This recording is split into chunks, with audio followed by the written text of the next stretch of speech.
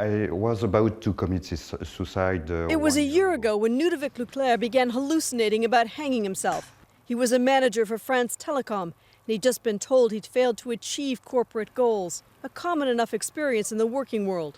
But Leclerc claims that in the case of this giant company, undermining employees is a deliberate management strategy, one that has led to suicide.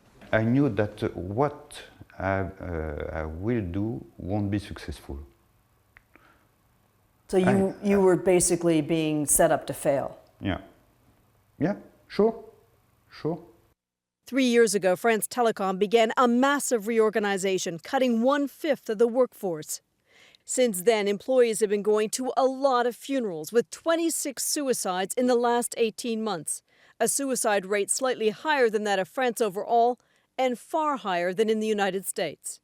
Most often, work isn't the reason for suicide. But in these cases, many of those who have committed suicide or who have attempted suicide at France Telecom have directly blamed the company and management for creating working conditions that made their lives intolerable. The suicides and dozens of attempts are happening all over the French network. Suicide notes tell similar stories, blaming constant pressure to resign, impossible goals, frequent forced relocations, and chaotic reorganization. This woman jumped to her death from her 5th-floor office window after she was told her job was changing yet again and that she was being assigned to another new boss. "I'd rather die," she wrote.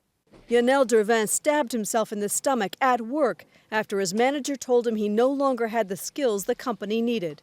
Vous êtes dans votre bulle. You're in your own bubble. But too bad, it's a bubble without oxygen. You understand? You just can't live anymore. The company's CEO, booed by employees after yet another suicide and pressured by the French government to stop the deaths, de suspendre immédiatement, has had to announce a suspension of job transfers and corporate reorganization, at least until the end of the year. But suicide attempts at the company continue, and no one thinks those measures will put an end to this epidemic anytime soon. Sheila MacVicar, CBS News, Paris.